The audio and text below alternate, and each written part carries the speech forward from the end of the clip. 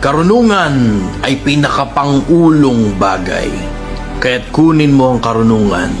Oo, sa lahat mong kukunin ay kunin mo ang unawa.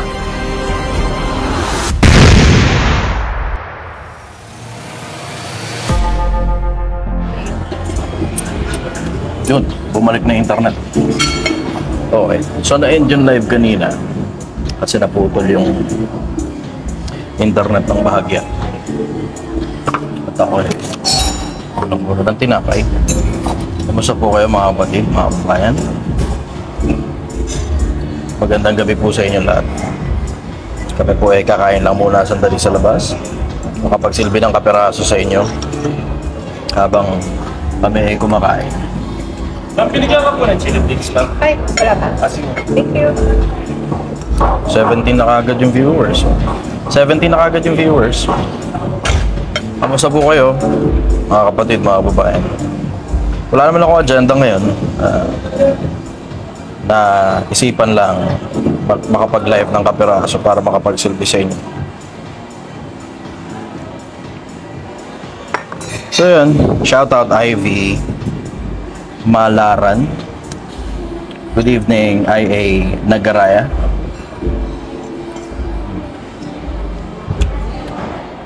Kain lang muna ng tinapay.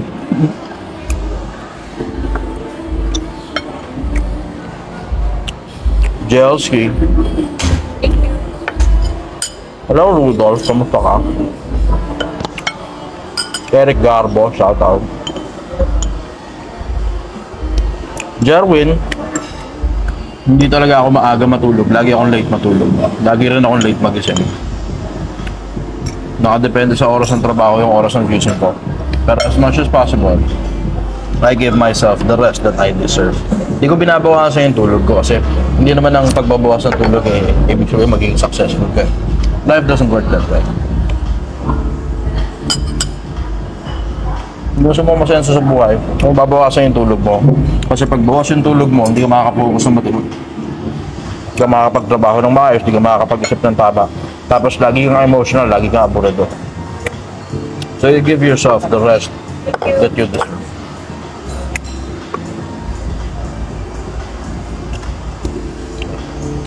Swiss Hotel Clark. Kamusta kayo? Hello Eden. Good evening from Bulacan. Check, Obs.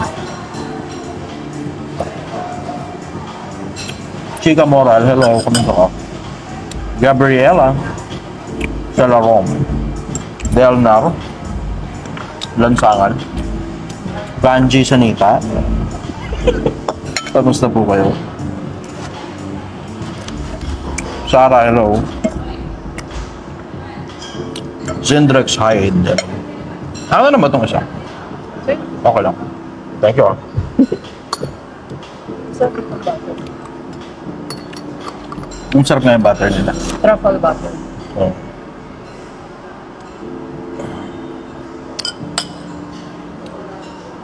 May Ramjam. Hello. Kamusta? Sa dami ng mga araw na ako ay kumakain sa karinderya, ito yung isa sa mga araw nakakain muna ako sa medyo may kamahalan ng konti. Pero napakabihira lang nito. Mas madalas sa pagkakataon, nasa karinderya lang ako kumakain. Gaya pa rin ng dati. Quezon City, Shane Estino. Israel Miranda, hello. Pengen ako yan. Pasta? Ilagyan ko ng Tayo dyan. Hindi naman ako maangas eh. Ito lang talaga yung totoong ugali ko. Nothing out of the usual. I'm just being me. Ito lang talaga ako. I'm just your ordinary average guy na mahilig magsuot ng itim kasi hindi ako mahilig maglaba.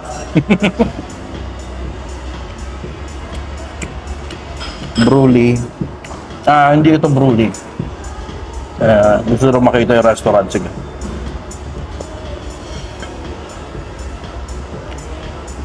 Itsura ng restaurant. Saan ito? Thank you. Tusin ko muna yung aking pinggan.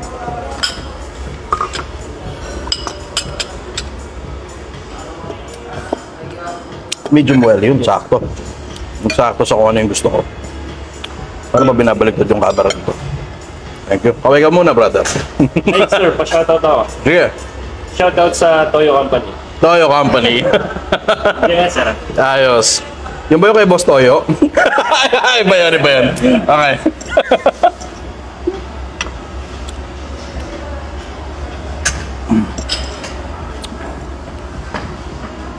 Paano magsimula? Nathaniel Sonio. Paano magsimula? Simple. Simulan mo lang. Ang hirap kasi sa mga tao, masyadong isip ng isip. When in fact, you could have already been starting in whatever endeavor that you want to do in life.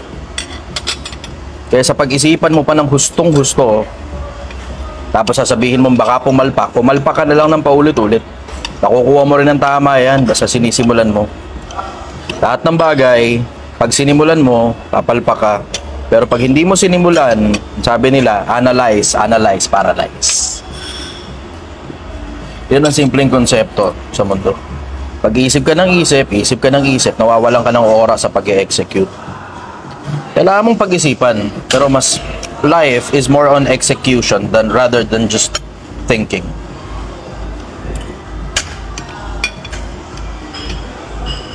Kung meron ka makitang tanong na palagay mo worth noticing, Gallard, ha? Yes. There's a pang mic.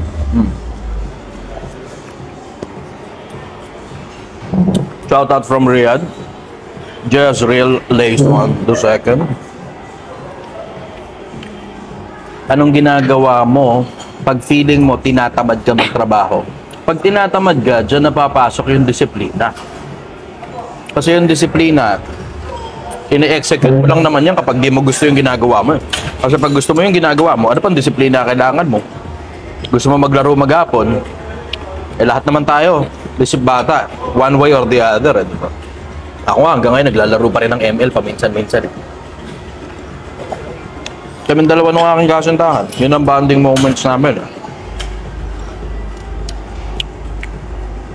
Ano nga uli yung tanong? Nakalimutan ko. Meron ako kanina eh. Pag tinatamad ka, kilusan mo lang. Kasi ang kailangan mo kasi ron momentum eh. Pag nasimulan mo na, tuloy-tuloy na yan. Huwag ka lang titigil. Minsan, sa mga araw na ayoko maghanap buhay, ginagawa ko, digo na lang diretso. Diretso bihis, diretso alis. Pagdating mo sa opisina, diretso trabaho ka agad. Kilusan mo na lang. Huwag mong entertainin yung katamaran. Kasi one way or the other, meron ka pa rin gagawin eh. Either hihilata ka o ikikilos mo.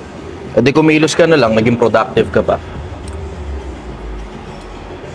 Ito, isa. Bike. Okay, thank you, brother. Sino ba nang malasing? Tabas pa. Sige, kung ano mailalagay mo rito. Sino ba naman ako para tumanggi? Ito. Vincent. Tabasco. From, Salamat, brother. kay Vincent Puri. Okay. Sige lang, brother. Thank you. Vincent Puri? Okay, ano sabi? Paano i-assure daw yung partner na doubting sa pagmamahalan namin? Paano i-assure yung doubting sa pagmamahalan? Alam mo, wala namang ibang assurance kundi action speaks louder than words. Kahit anong sabihin mo, yung ikinikilos mo pa rin ang pinagbabasihan. Ang bottom line ng buhay, it's not about just words alone. Life is about execution. Execution is the name of the game. Kung gusto mong umuusad sa buhay, you have to learn how to consistently execute on the things that really matters to you. Gusto ko lang i-acknowledge, grabe napakasarap pala nitong steak nila rito. Napakasarap, grabe. Yung taba, grabe. Every bite, one step closer to heaven. Grabe yung taba na to, napakasarap. Alam mo, bihira lang ako makakain ng ganito sa buhay ko. Napakabihira. And by choice. By choice. Kasi, Inuuna ko muna yung obligasyon bago yung privilege. Ito kasi pagkain ng mga ganitong bagay, privilege ito eh. And you cannot live on privilege alone. You have to eat your obligations first before eating the privilege. Ganun ang buhay. Kainin mo muna lahat ng obligasyon. Pag nilaman mo na lahat ng obligasyon, malakas ang katawan mo, walang problema kung kumain ka ngayon ng privilege. Paminsan-minsan, kain kang taba. Pero, dalas-dalasan mo yung pagkain ng gulay. Kaya maniniwala sa kanila na po tayong mga yaman-yamanan sa social media na tangina araw-araw kumakain sa mga mamahaling restaurant. Oo, masaya lang yan sa umpisa. Pero sigurado ako sa'yo, tangina hindi magtatagal yan hanggang senior citizen. Abusado rin naman ako sa katawan ko yan. Malamang, isa rin ako dun sa mga yun na hindi magtatagal hanggang senior citizen. Pero alam mo ang sikreto sa buhay? Lamunin mo lahat ng obligasyon. Kung makakain ka man paminsan-minsan ng privilege, hindi ka magigilty. At hindi rin makakasama sa'yo. Kasi too much privilege can kill you. Just like too much love can kill you.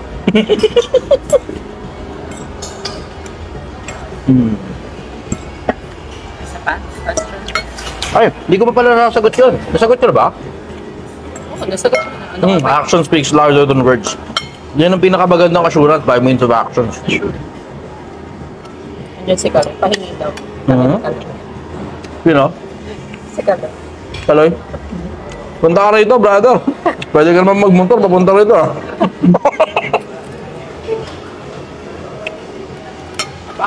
Meron kaming hotel stay dito. Isang gabi. Courtesy of the general manager. Plug ko lang ulit. Swiss Hotel Clark. Maraming salamat sa inyo. Yeah, isa pa. Kay Vince Baitan? Vince Baitan. Paano makisama sa tao na ayaw ka pakisamahan? Alam mo, nakadepende kung importante ba yung tao na yan o hindi.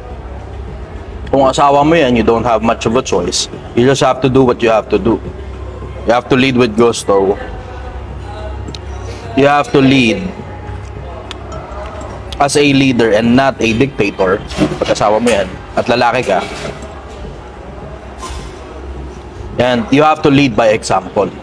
So wala ka ngayon choice, kahit hindi ka gustong pakisamahan, mapapakisamahan ka kasi kapakipakisama ka. You're leading by example kapag ipakisama ka. Di ka gusto ng tao, para magustuhan ko ng tao, isipin mo na ikaw yung nasa posisyon ng tao na yun. Ano ba dahilan kung bakit hindi ka gusto?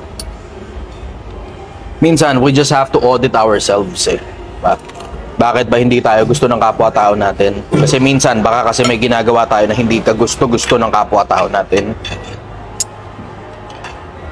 Pero kung hindi naman importante yung tao na yan, at hindi ka gusto ng tao na yon, at hindi naman siya mahalaga sa'yo, he's a fucking total stranger, why bother? Ako lang, sasabihin ko lang dyan, simple. Kumprontahin mo ako, sabihin mo sa akin, hindi mo ako gusto, at hindi ka naman importante sa akin, sabihin ko lang sa'yo, fuck you. Wala akong pakialam sa'yo. I have the entire Philippines who loves me and I love them back. Kung hindi mo ako gusto, wala akong pakialam sa'yo.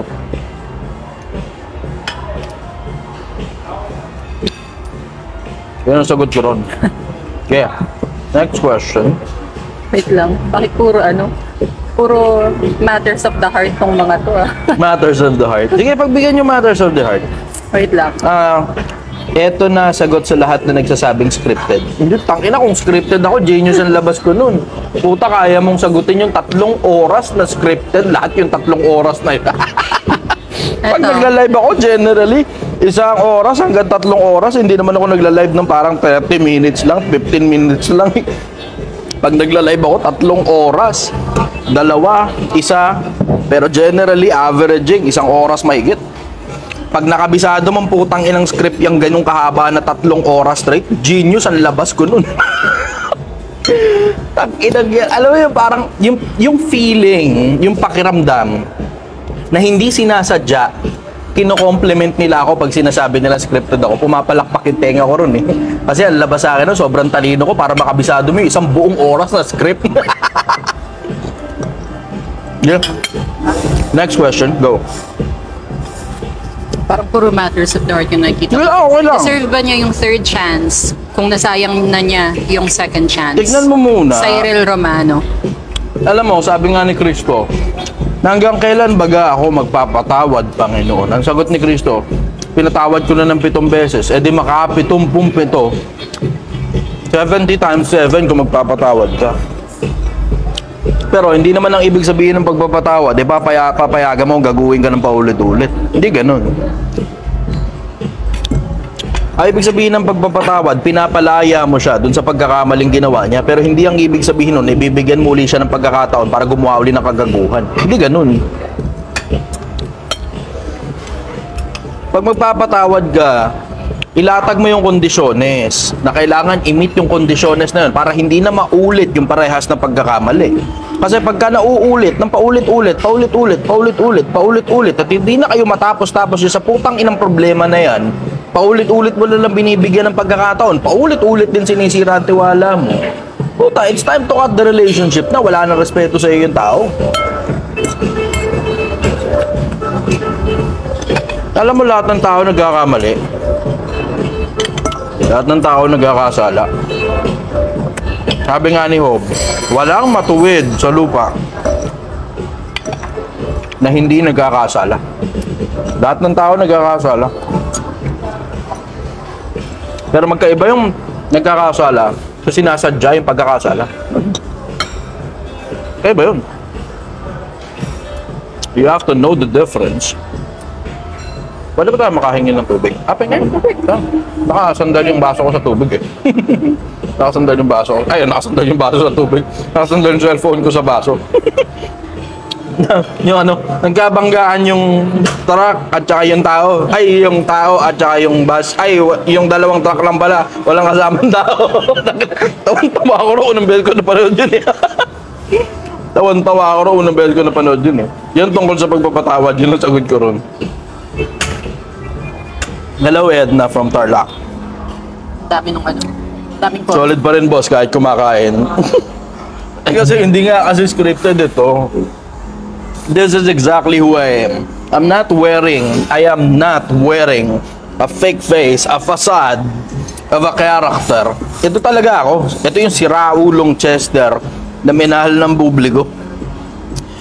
Nothing out of the usual.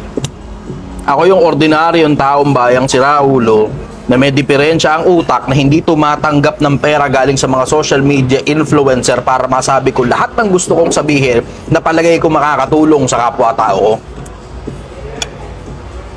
I don't fucking care about their money. Wala akong pakialam sa pera ng kahit na sino. Meron ako sarili kong hanap buhay.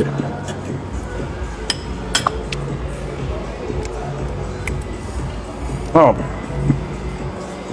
Elias Sebash G. Shout out. The best ka. Salamat, sister. Yeah, may tanong. Go. What if wala ng respect and trust sa magkatrabaho? Respect should be mutual. Pag hindi ka na nire-respeto sa trabaho, then you impose respect. Pag hindi talaga kaya, then that's the time that you leave. Wala ng respeto eh, diba? Alam mo, sa trabaho, dapat ang respeto mutual. Kasi ang trabaho, long term yan eh. Hindi naman yan parang single transactions lang na parang pokpok na kinantot mo. Hindi naman ganun eh. Ang trabaho, long term yan. Lahat ng bagay na long term, importante ang respeto. Kasi pag walang respeto, mahihirapan kayong umusad pare-pareho. Ngayon, para makuha mo ang respeto ng mga tao, dapat ka respeto ka. Diba? Bakit? Kasi pag ikaw wala kang respeto sa sarili mo, then, treason yun sa sarili mo. You are betraying yourself. Sinisira mo ang sarili mo sa mata ng mga katrabaho mo. At all times, you should deploy respect to people, and you should also deploy respect to yourself. Respetuhin mo ang sarili mo at all times. Dahil yung bagay na tinotolerate mo sa sarili mo, yun din yung bagay na gagawin sa'yo ng mga tao. Ayun, sagot ko ron. Pagdating sa trabaho. 236, oh. Merong isa pa? Sige, go. Rodolfo Lot Jr. Rodolfo, not Junior. Paano po babaguhin ang sarili na biktima ng masasamang... my God, ang bilis nung comments. Wait lang, nawala. Sorry, nawala siya. Rodolfo, ulitin mo ulit yung ano mo. Sige, brother. Maraming salamat. Ang dami nung ano Thank you. Ba't nawala yung mga comments sa phone ko? Wait. Nawala. Galing. Yeah, sige. Next question tayo. Sayang. Sorry. Rodolfo, pakiulit yung tanong. Paki-bump ulit. Bump mo uli yung tanong mo, Rodolfo. Sayang, naipit. Thank you. Okay. Rhea, hello. Ask ko lang po kung ano pong magandang isagot sa tatay na palagi pong galit kapag walang pera o walang pang sigarilyo. Lagi po kasing ako yung napapagbuntunan. Alam mo, to each his own. Mahirap sagutin yung specific sa tatay mo. Ang dahilan kasi hindi ko kilala tatay mo eh. Hindi ko alam kung anong galit yung sinasabi mo. It may be right, it may be wrong. You're probably creating an illusion nung dahilan kung bakit siya galit. O maaari rin namang nagsasabi ka ng totoo. I wouldn't know. Hindi ko alam eh. Hindi ko kilala yung tatay mo. Pero hindi kasi normal yung taong nagagalit dahil lang walang pang-yosi. Napakahirap mo naman. Tangga na napakahirap mo naman. Pang-yosi lang. Hinihingi mo pa sa anak mo tapos galit ka pag hindi ka binigyan. Tangga na. Hindi normal yun, no? Ano palagay mo ron? Yung tatay na pag hindi daw nagbigay ng pang-yosi yung anak niya, galit yung tatay. Ganun kakahirap. Tangina yung... Dysfunctional. Ganun kakahirap yung bisyo mo, hiningi mo sa anak mo, tapos pag di ka binigyan, galit ka. Tangina. Naglolo ko yung comment section sa phone. Ba't naglolo ko yung comment section mo? Hindi ko alam eh. Nawawala yung ibang comments. Eh di, restart mo na lang yung mismong Facebook. Anyways, tungkol dun sa ganong klase ng tatay, ako at all times, recently natutunan ko, isa sa mga pinakamalalaking pakinabang ng pagsasalita is if you know diplomacy, you will also know how to handle people. Diplomasya. Sa mas madalas na pagkakataon, gumagana yan. Bihira yung pagkakataon, hindi gumagana ang diplomasya.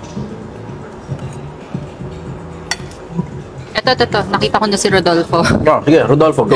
Paano baguhin ang sarili na biktima ng masamang bisyo? Gustong-gusto ko nang magbago. Di ko alam kung paano at saan ako magsisimula. Simulan mo muna sa tanggalin yung bisyo. Nasira nga dahil sa bisyo eh. Di putang ina mo tanggalin yung bisyo. Diba? Alam mo, nandito kasi ako sa isang lugar kung saan merong malaking hotel dito. At the same time, meron ding malaking casino. Dito ba sa likod yung casino na yun? Kabila. May konti, lalakad ko kayo. Tignan natin kung pwedeng sipatin dito ng camera yung casino. Mas sa casino, napakaraming taong nasira sa casino. People come and go sa casino. Dito ko lang nakita yung putang inang multi-millionaire na mga tao na sobrang yaman, tapos lumalabas ng wala na ipit. Tapos pati sasakyan nila nakasanla. Dito ko rin nakita yung mga taong may kotse, may bahay, tapos naipitan ng pera, tapos naubos ang nauwi sa wala. 10, 20, 30 taon silang nag-iipon. Tapos after some time, naubos yung pera nila. Kakakasino. Dami kong nakitang ganyan dito.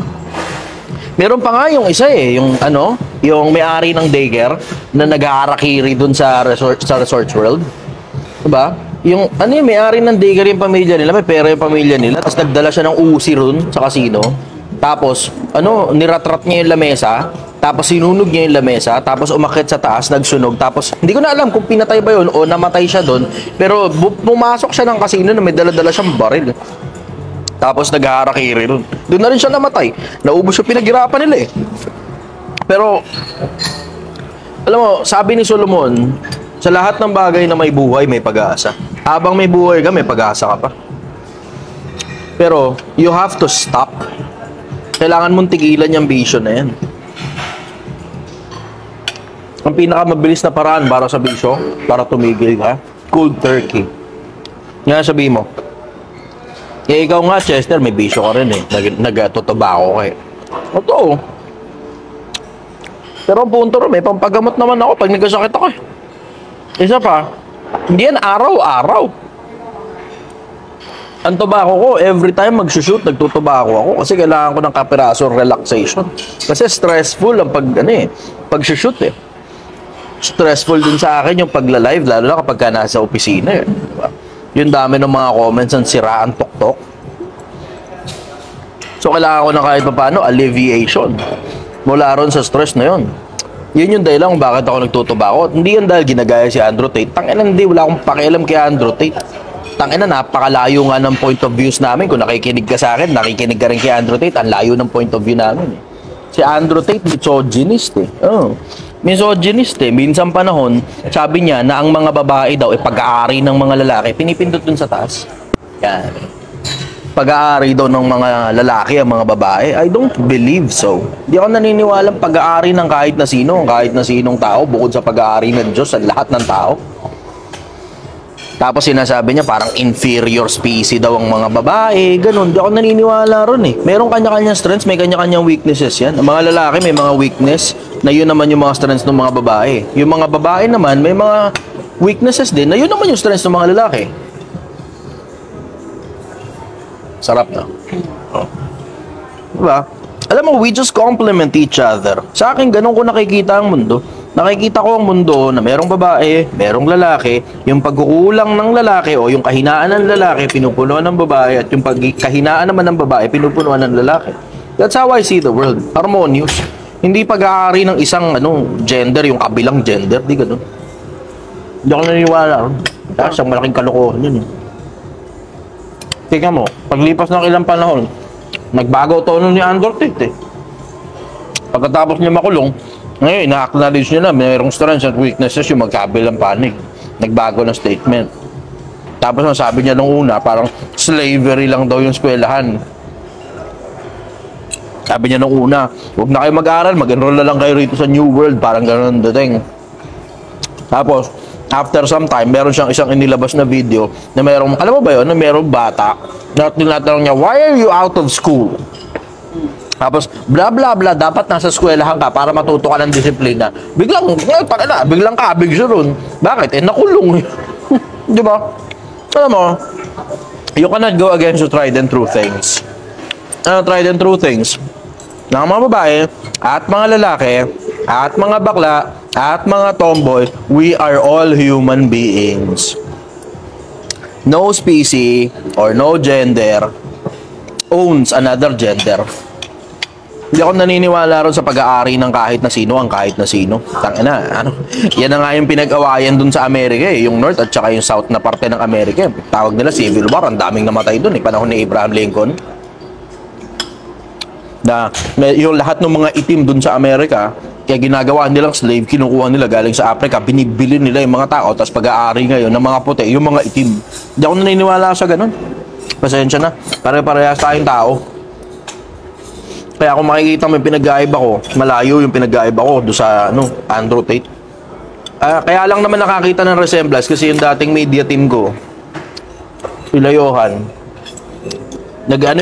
kinopia nila yung edit nung kay, hindi nga kay Andrew Tate kinopia yun eh. Kay Iman Gachi kinopia. It turns out, yung pagkaka-edit ni Iman Gachi, halos kaparehas nung kay Andrew Tate. Yan, nakita ng tao yung resemblance, tapos maangas din daw magsalita. Puta, totoong tao lang naman ako eh, diba? Galing ako ng squatters area, galing ako ng kalsada eh. Normal, ganito talaga yung bunganga ko. Ngayon nakausad-usad ng kapirahan sa buhay, kung makita na ako na medyo maayos-ayos, ganito pa rin bunganga ko. And I've always been the same. Matagal lang ganito bunganga ako, kaya nga nilalayasan ako ng ibang mga tao eh. Ayaw nila sa akin eh. Pero, hindi yan dahil ginagaya ko kahit na sino. Wala akong pakialam sa Wala akong pakialam sa kahit na sino para gayahin ko. I would say, pag-aaralan ko. Tapos baka yung mga ginagawa nila, pwede kong i-execute. Pero yung ugali ko, ako talaga mismo ito. Baka meron kang, baka meron diyang mga Ito, tanong. mukhang kailangan niya ng advice. Okay. Grabe itong steak na to. Alam mo, masarap talaga itong steak na to. Amazing, mapakita ko lang kung Ito, may design mo. sauce pa yun. Dejile, Alar Bayot. Ano? Yung name niya, Dejile. Basta yun na. Deshilay. Dejile. Alarbayot? Okay. Pa-advise naman, bakit may mga parents na laging against sa isang relasyon? Need daw niya ng advice ngayon. Parents na against sa relationship, siguro. Hindi ko alam kung ilang taong ka na. Pero alam mo, you have to consider na baka ang dahilan kung bakit sila against, kasi baka meron silang nakikitang mas better kaysa doon sa nakikita nila ngayon. Kasi mamaya, puta, 13 anyos ka pa lang, 16 anyos ka pa lang, 18 anyos ka pa lang, hindi ka pa nakakatapos ng pag-aaral, tapos tatanungin mo ngayon sa akin, bakit may mga parents ka against? Malamang, kaya against sa'yo, kasi hindi ka pa nakakatapos, gusto nilang ang kinabukasan para sa'yo. Diba? You have to consider as well na they're coming from a place of love. Mahal ka kasi nila, tapos baka kasi nakikita nila na mapapasama ka in the future dun sa kung sino mang lalaki o babae na pinili mo. You have to consider their point of view as well. Kasi sa pag-alam ng mga bagay na palagay mo magiging tama para sa'yo, you have to consider other people's point of view. Lalo na magulang mo, kailangan mo rin i-consider yun. And when considering, hindi naman na ibig sabihin no, magpapamando ka kapag kalampas 18 ka na. Hindi ganun. Pero the fact lang na tinatanong mo sa akin yan, ang ibig sabihin, hindi mo nakikita yung nakikita ng magulang mo. Ngayon, kung nakikita mo yung nakikita ng magulang mo, hindi mo na itatanong sa akin yan. Ikaw na mismo sa sarili mo, yung magtatansya kung ano ba yung mga valid points nila at saka yung mga invalid points nila. Tapos you can decide on that. Na baka kasi walang trabaho yan lalaki. Ano ba yung babae ba yan? Dejile, so... Babae. I'm siya. under the impression. Deshile. Mahirap naman na wachile yan kung lalaki yan, di ba? Diba? Deshile eh. So, I am under the impression na baka kasi, alam mo yun, hindi pa yun yung nakikitang the best para sa'yo ng magulang mo, na baka yun yung nakikita mong the best para sa'yo sa ngayon. You have to consider as well na ilagay din yung sarili mo sa point of view ng magulang mo. Hindi mo na itatanong sa akin yan kung nakita mo yung nakita ng magulang mo tungkol dun sa relationship ninyo. Malamang yan, either mag-a-agree ka lang or magdi-disagree ka lang dun sa point of view ng magulang mo kung nakita mo na yung point of view nila. Yun ang sagot ko ron. Yun ang dahilan kung bakit merong mga magulang na nagdi-disagree, kasi hindi mo nakikita yung point of view nila. Nagdesisyon ka na lang sa sarili mo nang hindi nakikita yung point of view nila, kaya mo tinatanong sa akin yan. Otherwise, hindi mo natatanungin yan. Meron talagang mga magulang na nagdi-disagree for whatever reason, pero alam mo na yun sa sarili mo na hindi mo na itatanong sa akin kung na-consider mo na yun. Check mo muna. Baka meron silang nakikita na hindi nakikita ng mata mo. Kasi blind. At walang kinalaman sa mga kapre at saka sa mga impacto yun. Baka blinded siya. Merong aplikante, dumakwento ko lang, makisingit ko lang, na mga nakikinig na entertainment na ito. Merong aplikante dati. Tapos, siyempre, standard na process ng pag-a-apply sa akin, may medical namin. Sagot ko naman. Nahalaman libo rin yung gastos doon para sa medical. Tapos, isa ron sa mga exam, psycho-evaluation. I-check ba kung nasa katinoong ka? Ganun. Tangina. Sabi ng babae, sabi ng doktor, tinatanong na sila, psycho-evaluation. Meron ba kayong nakikita na hindi nakikita ng iba? Wala po. Okay, sige, good. Ayos. Meron ba kayong nararamdaman na hindi nararamdaman ng iba? Wala po. Meron ba kayong naririnig na hindi naririnig ng iba? Ay, meron po. Sabi ng gano'ng aplikante ko. Tapos, ano yun? Sabi po, pasukin mo yung bahay, walang tao doon. Ay, bagsak ang lola mo. Tangina, kinuwento sa akin. Sabi ko, ano nangyari? Ba't bumagsak ako sa psycho-evaluation? Sabi ko, meron ako naririnig ng iba eh. Ano yung naririnig mo? Sabi, boses eh. Ano sabi? Pasukin mo yung bahay, walang tao ron. Okay. Sige, maraming salamat sa application mo. Tawagan ka na lang namin kapag kailangan ka namin. Hindi ko na ulit tinawagan. Delikado. Ito, itong isa. Isang medyo Sabihin na naman ng mga basher, tinatawanan ka, tinatawanan. Putang ina mo, ikaw yung lumagay sa lagay ko, gago.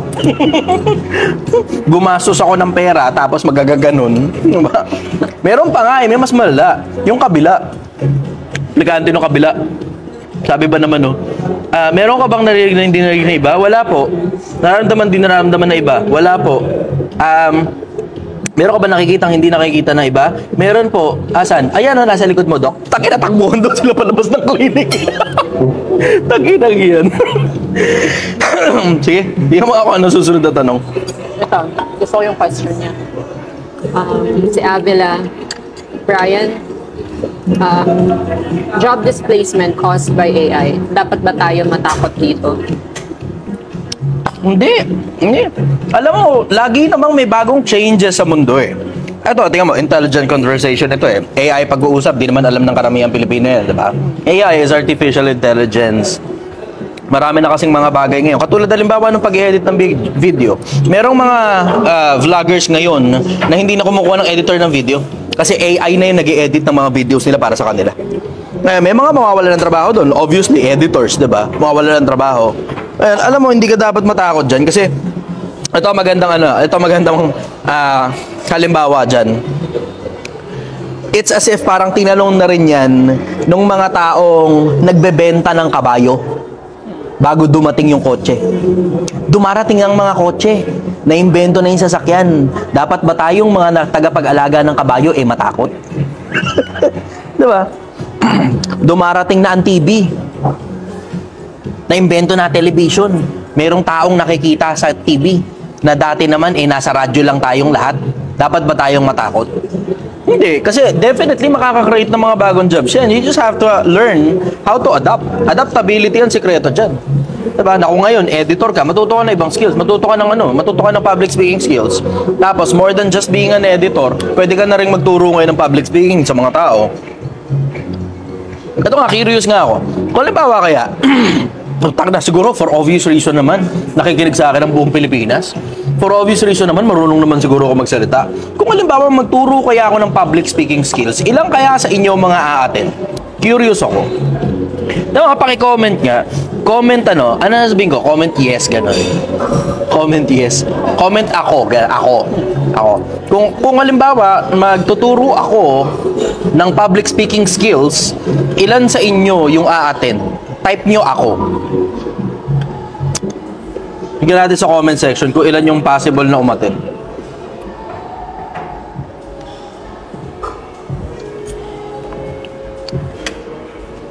Ilaw pa. Wala. Ayun, may isa. Z. Ayun, Charlie Joshua. Boy, Ebreo, mukhang marami-rami, no? Neil. Ito si Kev Halmonia. Napapanahon to kasi may casino sa likod mo. May casino sa likod ko. How to stop gambling addiction. Ayun, tiyan mo. Mukhang marami-rami. Fairness, ha? Curious tuloy ako. Tignan natin kung ano. Gambling addiction. Gambling addiction, tigilan mo kasi yung kapupunta sa casino. Tangina kasi, tigilan mo kasi yung kapupunta sa casino di ba? Wala namang ibang paraan dyan para matigilan mo yung pagpunta sa casino, kundi tigilan mo kasi yung pagpunta sa casino. Kasi alam mo, one way or the other, titigil ka rin naman Ito magandang point of view. One way or the other, titigil ka rin naman Pero, kailan ka titigil? Pag choice mong tumigil, o pag wala ka ng choice kundi tumigil dahil naubos na lahat ng pinaghirapan mo mula pagkabata mo. Even worse, nawala na lahat ng tao sa paligid mo. Kasi may mga tao ako nakilala nang gagancho na para lang makapag-casino. May mga tao akong kilala nang gagancho na, nanloloko na ng kapwa-tao. Nagkukunyaring mangungutang, ikakasino lang yung pera. Kunyari, mag-a-apply ng trabaho, ikakasino lang yung pera. Alam mo, walang ibang paraan para tigilan mo yung pagpunta sa casino, kundi tigilan mo yung pagpunta sa casino. Parang tukso. Hindi siya nilalaban. Alam ko yung pakiramdam na ganun Alam ko yung pakiramdam na ganun Kasi, minsan panahon, nasa casino rin ako. Minsan panahon, nag-stocks din ako. Minsan panahon, nag-forex din ako. Yung pakiramdam na every time gigising ka, pakiramdam mo gusto mong pumunta ng casino. Every time maliligo ka, gusto mong pumunta ng casino. Every time kakain ka, di ka makakain ng maayos kasi gusto mong pumunta ng casino. Tapos nangangati yung kamay mo. Tapos yung pakiramdam mo na tangina yung 5 piso napakaliit para sa'yo. Yung 5 piso kasi malaki yun eh. Ba? Lalo yung 10, mas malaki-laki ng konti sa 5. Pero pakiramdam mo, ang liit-liit nun pag chips yung hawak mo kasi mas malaki yung chips ng casino kaysa sa barya. Alam ko yung pakiramdam na ganun. Wala namang ibang paraan kundi tigilan mo yung pagpunta kasi sa casino. Mag-abstain ka, hindi porket nakahawak ka ng konting pera, dadali mo sa casino. Kasi mauubos ang pera mo dyan. May dahilan kung bakit ang mga casino, pinapasasa nila sa mga magagandang interiors. Yung loob ng casino, walang relos sa loob ng casino. Walang orasan sa loob ng casino. There's no way of telling time unless you pull your cell phone up or you have your own watch. Walang paraan para malaman mo ang oras sa loob ng casino maliban na may dala kang sarili mong orasan. Kasi built ang casino para manatili ka na ron 24/7 hanggang hindi nauubos ang pera mo. Mag-iingat kayo sa mga sugalan. Mag-iingat kayo dyan. Walang ibang paraan para tumigil ka dyan kundi mamimili ka lang sa dalawa. Either ikaw, by choice, titigil ka, may matitira pa sa'yo, or worse, wala kang choice kundi tumigil kasi lahat ng meron ka, kasama na, pati mga mahal mo sa buhay na ubos na rin dahil sa casino. Ayun ang sagot ko ron. Tignan mo nga kung meron pang ibang worth reading. And fairness, marami may audience natin ngayon, no? 200 mahigit yung remaining audience, oh. Wait lang, hanap pa. Ay, sarap. Ah, puta, ang ganda pati baso nila rito, oh. Hindi ko alam. Ano ba to? Alam ba nila na dito ako ngayon? Wala, pati baso nila, itim, oh. Pati yung itim. Oh, alam nila favorite color ko, ah. Medyo controversial to. Ano? Related sa religion. Oh, sige, okay lang. Naniniwala ka po na may nag-iisang relihiyong totoo na nag-i-exist sa panahon natin ngayon? Kung may mga relihiyon na sa demonyo, pera-pera lang, meron relihiyon na sa Diyos. Ikaw ang Diyos, hindi mo ba pagsasama-samahin yung mga anak mo, mga tropa mo, mga paborito mong tao?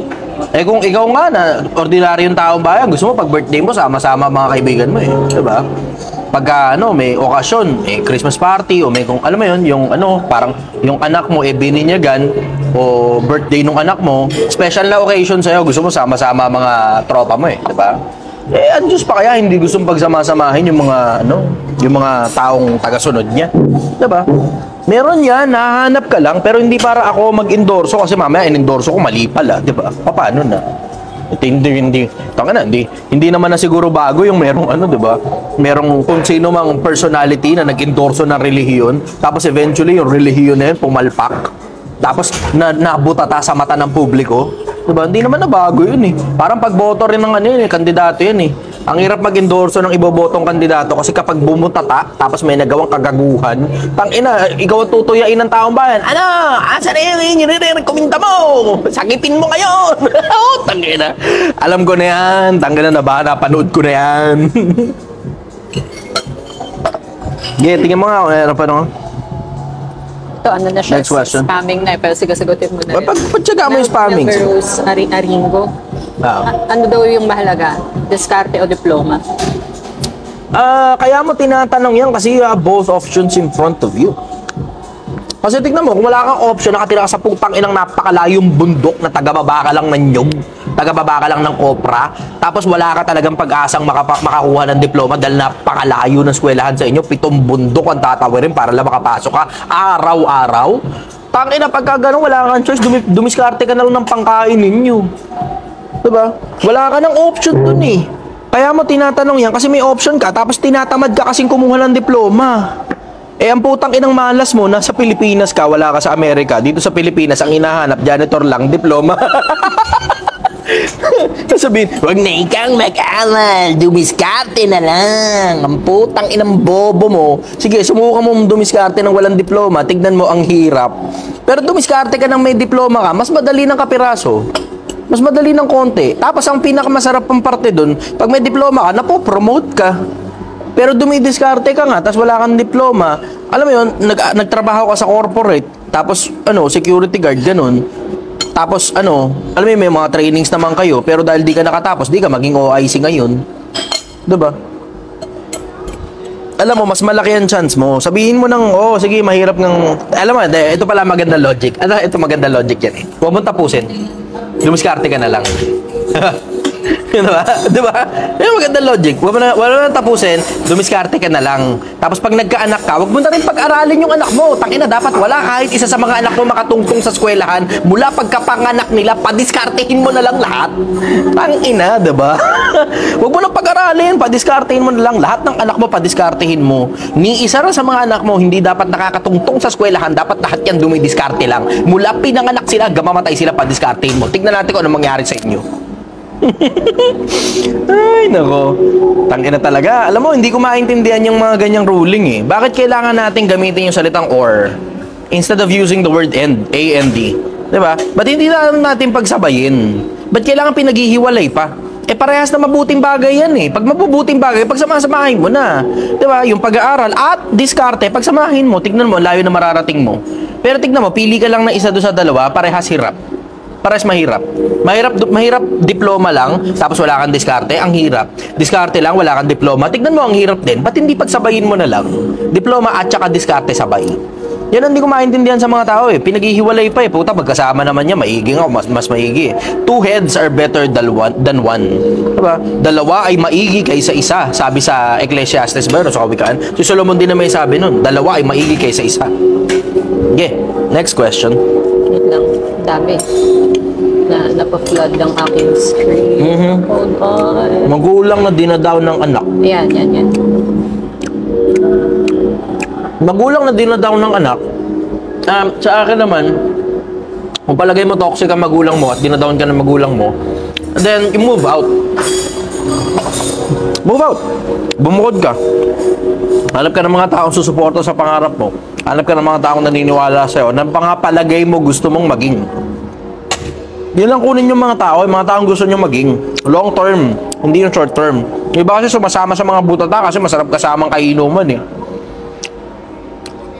Pero pag tinanong ka, gusto mo ba maging lasinggero? Sagot mo, hindi rin naman. Associate yourself. Loss of association. You associate yourself with people that you want to be. Didikit ka rin sa mga tao na gusto mong maging. Yun ang sikreto ng mundo. Kung yung magulang mo eh, mga taong hindi mo gustong maging, eh di lagi kang lilingon sa pinanggalingan, babalik-balikan mo pa rin sila every now and then.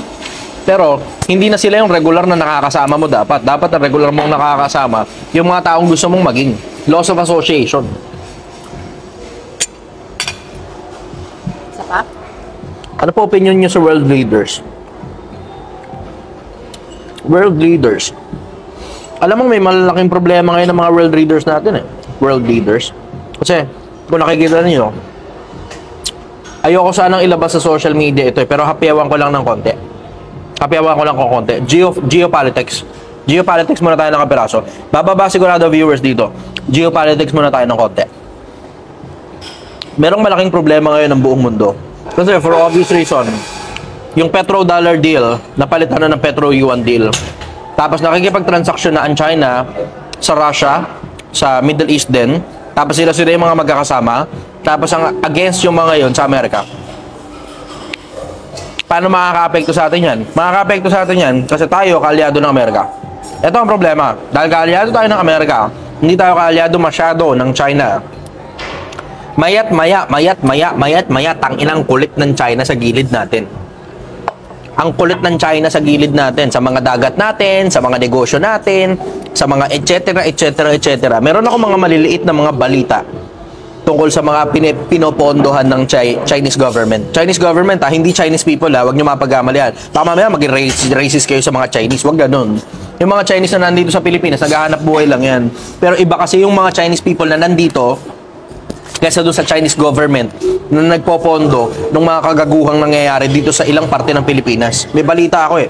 Unconfirmed lang yung balita kaya di ko mailabas social media. Hanap ako ebidensya, baka pwede. Okay, next question.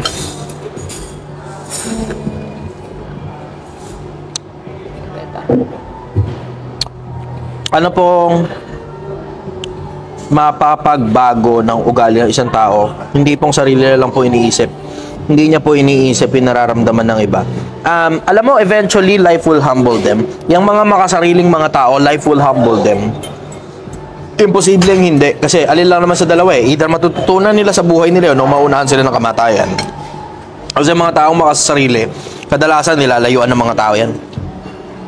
Marami yan sa mga kadugo. Sa mga kadugo, tangina, maraming mga kadugo, linta. Sarili lang nila importante, hindi importante yung taong nililinta nila. Hindi na importante yung nararamdaman ng taong hinihingan nila ng pera, inuutangan nila, tapos di binabayaran. Hindi na importante yun. Madalas yan sa mga kadugo. Ingatan ninyo sarili ninyo sa mga kadugo.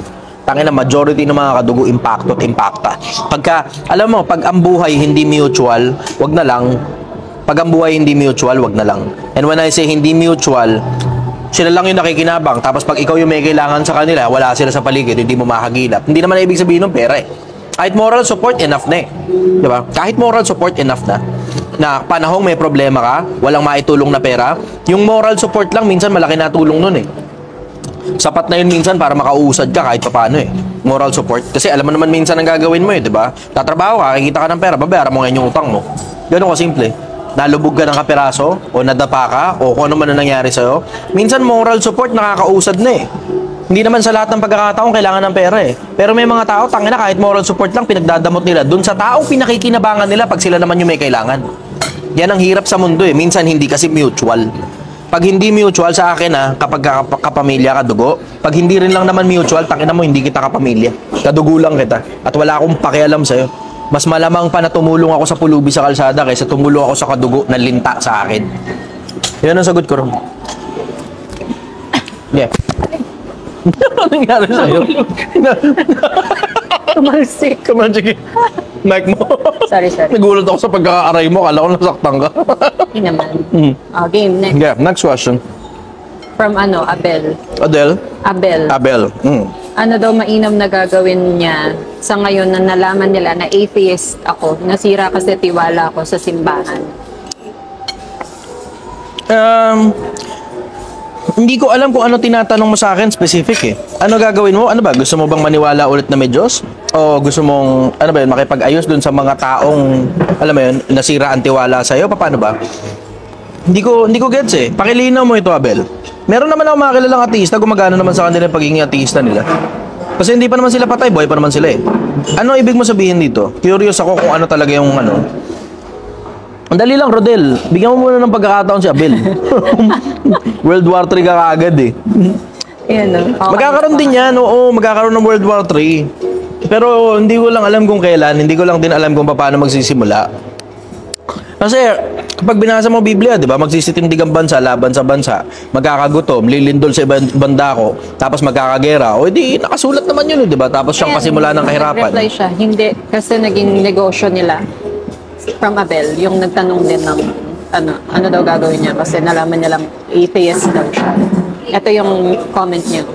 Hindi kasi naging negosyo. Hindi, ibig ko sabihin, ano Abel, ang ibig ko sabihin ka ako, anong gusto mong mangyari dun sa mga taong tinutukoy mo? Ano yung problema mo sa kanila? Kasi kung nalaman nila na atheist ka, ano naman? Hindi ko alam kung ano issue ron. Kung malaman nilang born again ka, o malaman nilang baptist ka, o katoliko ka, o datindahan ka, o iglesia ni Cristo ka, o ateista ka, o agnostic ka, ano naman? Hindi ko alam kung hindi ko alam kung anong problema doon. Ano yan eh, kumbaga, 'di ba, sarili mong paniniwala 'yun eh. Wala naman ako nakikitang issue doon, maliban na lang siguro kung pinakikialaman kanila doon sa pagiging ateista mo, 'di ba? To each his own. 'Yun ang sagot ko ron. Wala naman akong nakikitang problema ron sa wala akong nakikitang problema ron sa iyo na magkaroon ka pa ng pakialam sa opinion ng kahit na sino. 'Di ba? Sarili mong paniwala 'yan eh. isolate daw siya. Huwag ka magpapa-isolate. Kung ina-isolate ka, huwag ka magpa-isolate. Humanap ka ng mga tao ngayon na gusto mong makasama. Di ba? Ganun lang yun eh. Hanap ka ng mga tao na gusto mong makasama. Kasi tignan mo, katulad sa akin, ako personal, wala naman akong kadugo na tinuturing ko kapamilya. So technically, isolated ako sa buong pamilya. Sa pamilya nila. Wala akong pakialam sa kanila. Sa lahat ng kadugo ko, wala akong pakialam. Ngayon, sa akin, simple ang simple sa akin ang konsepto eh. Ayaw nyo sa akin, wala akong pakialam sa'yo. Ganun lang.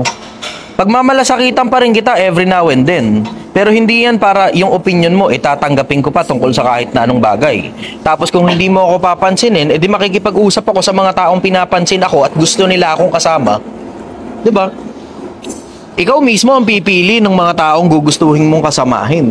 Tapos yung mga taong gusto mong kasama, dapat at all times nakakabuti para sa'yo, hindi nakakasama para sa'yo. Kasi yung mga taong makakasama para sa'yo, pag sumama ka dun, ang masasamang kasama, sumisira ng magagandang ugali. Diba? Oo, ngayon, so ibig sabihin, pipili ka ngayon ng mga kasama na gusto mo talaga silang kasama. Yun ang sagot ko ron. Black sheep daw ako ng pamilya. Ano naman? Edi live on your own. Diba? Ina-isolate ka nila, i-isolate mo na rin yung sarili mo. Bumukod ka na. Tangin na, diba? Pag may trabaho ka, you can go anywhere and everywhere you want. Diba? Kahit saan pwede kang pumunta. Kahit saan pwede kang pumunta, kahit sino pwede mong kausapin. Alam mo, mas malaya pa nga yung buhay na ginawa nila para sa'yo, Bill, eh. Malaya yung buhay na ginawa nila para sa'yo. Huwag mo nang problemahin yung mga taong ayaw sa'yo, dumikit ka sa mga taong gusto sa'yo. Yun ang sagot ko ron, brother. Ayun, nakabukod ka na pala eh. O di wala ka ng problema. Huwag mo nang problemahin yan, brother. I-stressin mo lang sarili mo sa mga bagay na hindi naman na importante. Sa mga taong hindi na rin naman importante. Alam mo, learn to demote people from your life. And this goes for everyone. Sa lahat ng mga nakikinig sa akin, learn to promote people in your lives. And learn to demote people from your lives. And learn to excommunicate people from your lives. Matuto kayong magtanggal ng mga tao at mag-demote ng mga tao. May mga taong pinopromote ko from being a nobody to being my family. May mga tao naman from being my family to not stranger, to an acquaintance. Yung mga minsang panahon na mga taong willing ako na mamatay para sa kanila, na ngayon hindi naman na ganun, mga kakilala ko na lang sila. Dinedemote ko yung mga tao na ganun. Yung mga taong hindi rin lang naman mutual sa akin. Kasi pagka kailangan mo ako, sure ball, nandyan ako eh. Mapapakinabangan mo ako sa maraming bagay ng buhay. Malaki pakinabang ko. Kung ako tao, malaki pakinabang ko sa kapwa-tao ko. May tanong? Yeah, sagot ko rin. Si Go. kay Ebreo Claire, may sakit po kasi ako sa balat. Meron po akong fibromatosis. Rare condition po. Tapos may friend po ako na nasa same condition. Tapos nasa jeep po, sinasabihan siya ng tao sa jeep na magsisika na kasi sa kasalanan mo. Mga magulang po siguro makasalanan kaya ka pinaparusahan ng Diyos. Ano po advice mo sa mga taong ganyan, pati si Lord dinadamay? Hindi, sa akin, huwag ka nalang sumagot sa ganun. Kasi away lang yan eh. You don't want unnecessary friction in your life. Diba? Away. Tapos pagkatapos mo, magsusuntukan kayo. Tapos ang worst case scenario niya na hindi mo gusto mangyari, mabidyoan ka pa. Tangina, diba? Napakaalat mo. Amin na lisensya mo! Akin na lisensya mo! Tangina mo! Kasama ka na sa Akin na lisensya mo kayo ngayon. Tangina. Alam mo, yung mga ganong klase ng tao, pabayaan nyo na lang sila. Alam mo, the worst that you can do to those types of individual who are outstandingly judgmental, mind your own business. Pag hindi mo sila pinansin, yun yung pinaka-worst na pwede mong gawin sa kanila. Bakit? Kasi hindi mo sila naturuan kung paano maging tao. Ang ibig sabihin nun, they just have to live their lives. They just have to live their miserable lives being animals. May mga tao kasi, alam mo, hindi ako naniniwalang lahat ng tao. May mga tao hayop eh. Mukha lang tao, pero may mga tao hayop. Walang pakinabang sa mundo. As in, nandito lang sila sa mundo para mamirwisyo ng kapwa-tao. Merong mga ganyang klase ng tao. Mga tao na nandito sa mundo para mamirwisyo lang ng kapwa-tao. Wala silang tulong, wala silang buting na idudulot. Ang worst niyan, nag-aanak pa yung mga lintik na yun. Mga taong hindi rin naman kailangan dito sa mundo. Mga susunod na siraulo ng mundo. May mga tao, hindi nga marunong maging tao eh. Tangina, nangungutang ka, hindi ka nagbabayad eh. Diba? May mga ganyang klase ng tao, hindi marunong maging tao. May mga tao, perwisyo pa ibibigay sa'yo pagkatapos mong tulungan. Ingat kayo sa mga ganong klase ng tao. Ingat kayo sa mga ganong klase ng tao. Yung mga taong linta. Mukha lang silang tao. pero linta talaga sila. Nakikinabang lang sila ng gusto. Pero ikaw, pag ikaw na may kailangan sa kanila, wala ka mapapakinabang sa kanila. Basura sila ng lipunan. Basura.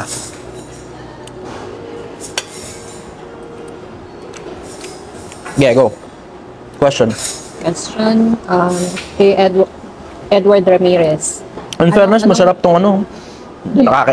Ilang minuto na ako sarap dito sa steak na to. Yung steak. Sarap. May sauce. Ayan. Anong masasabi mo? Medium well.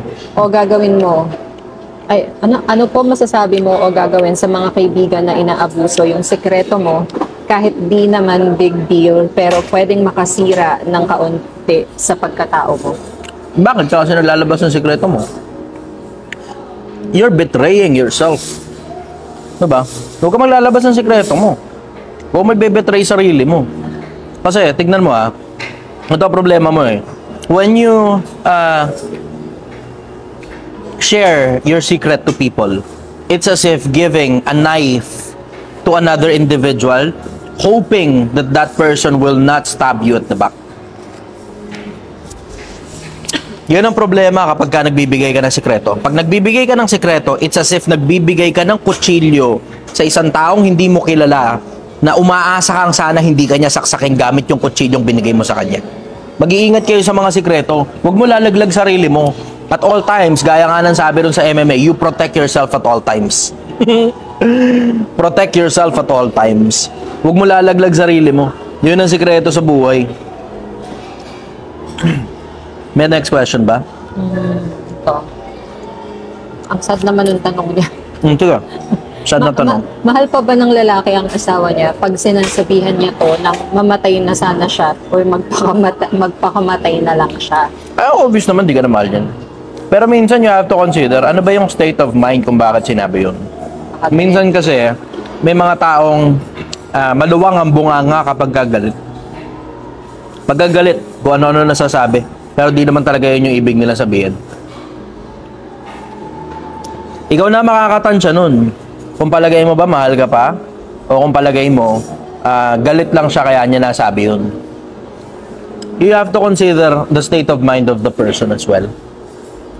Check mo muna. Baka naman galit lang siya. Lagi kayo magbibigay ng pataan.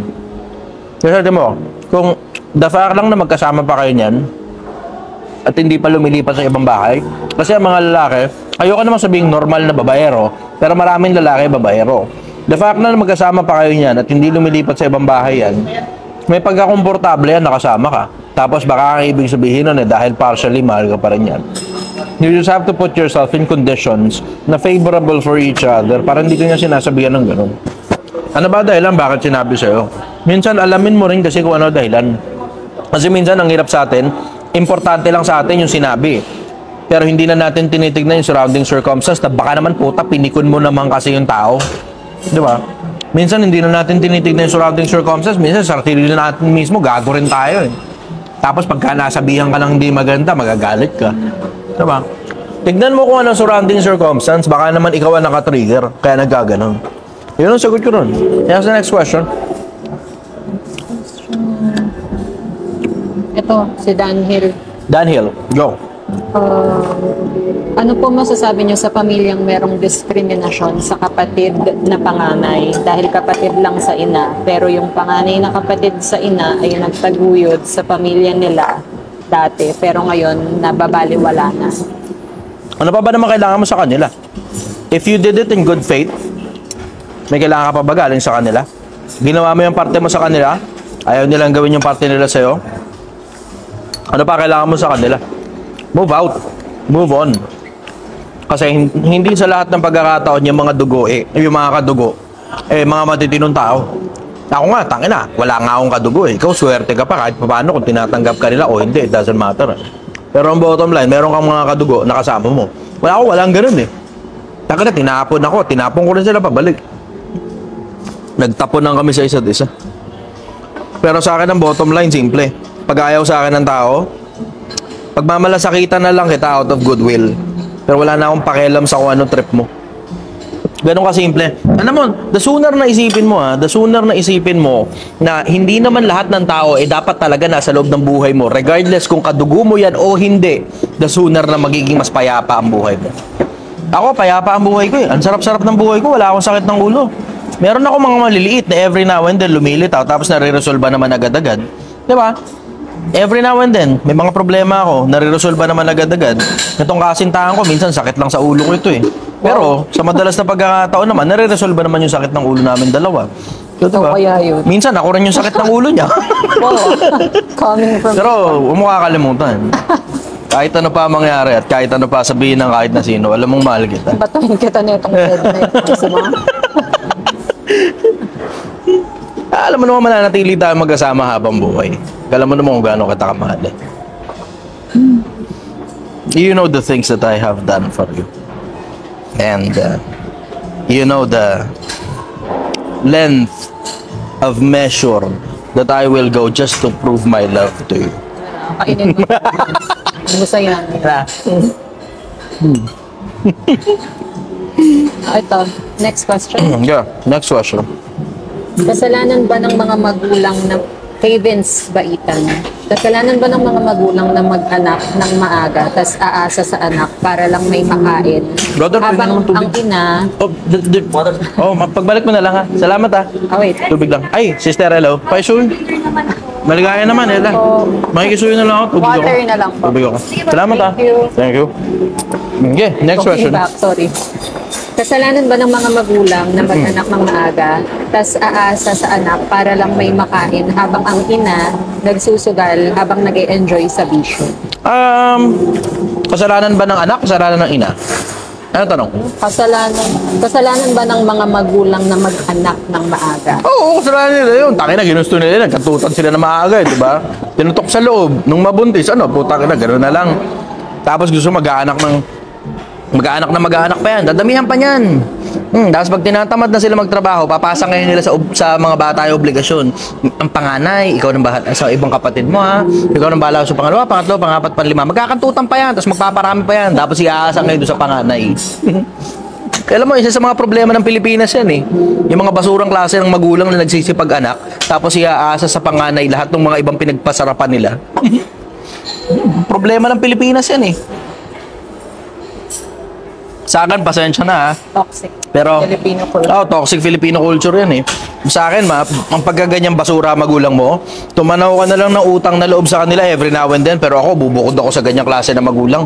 Pasensya ka na pasensya ka na ha. Pero hindi, tangina, hindi kasi ako nagpasarap para gumawa ka ng mga kapatid ko eh, di ba? Tapos huwag mo sa akin iasa yan. Kayo na ipapagawa dyan ha. So, pasensya na kayo, with all due respect, may respeto pa ako sa inyo. Pero ngayon, aalis na ako. Para makapaghanap buhay muna ako, buuin ko muna yung sarili ko, balik na lang ako sa inyo kapag ka either may sakit sa inyo o mga senior citizen na kayo. Pero bubuuin ko muna yung sarili ko kasi mahirap eh. Takina, nilulunod nyo yung sarili nyo sa dami ng obligasyon na ginagawa ninyo. Dinadamay nyo pa kami sa pagkalunod ninyo. Pasensya na po kayo. Pero unahin ko muna yung sarili ko. Angat ko muna yung sarili ko. Pag nakaahon na ako, tsaka ngayon babalik ako sa inyo. O pagka either may sakit kayo o mga matatanda na kayo, balik ako sa inyo.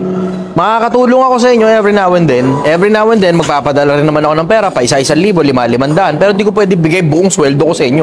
Bahala kayo dyan. Puta, kayo lang yung nagpasarap dyan. Di naman kami kasali dyan eh. Diba? May point. Yeah, next question. Ito, malungkot na malungkot siguro to. Hindi ko mabasa yung name, parang Korean eh. Boss, ano po masasabi niyo sa provider ang asawa? Pero babaero. Okay lang po ba yun as long as sa'yo umuwi? Ba't di ka magtrabaho? Sa panahon ngayon, di na uso yung lalaki lang ang nagtatrabaho. Pakina sa hirap ng buhay ngayon, dapat parehas na nagtatrabaho. Yan, dyan mapapakinabangan mo yung gisa sa sariling mantika. Yung panganay na mag-alaga ron sa iba, pero alaga lang. Hindi pagsusustento ng pera. Mga babae, matuturin kasi kayo magtrabaho para hindi lahat ng bagay inaasan nyo sa lalaki. Tapos kapag lalaki, babaero, di nyo kaya hiwalayan. Pero Diba? yung mindset na okay lang daw yun basta sa'yo umuwi. Paano ba mindset mo rin? Point mo doon? Hindi okay sa'yo. Hindi rin okay sa akin.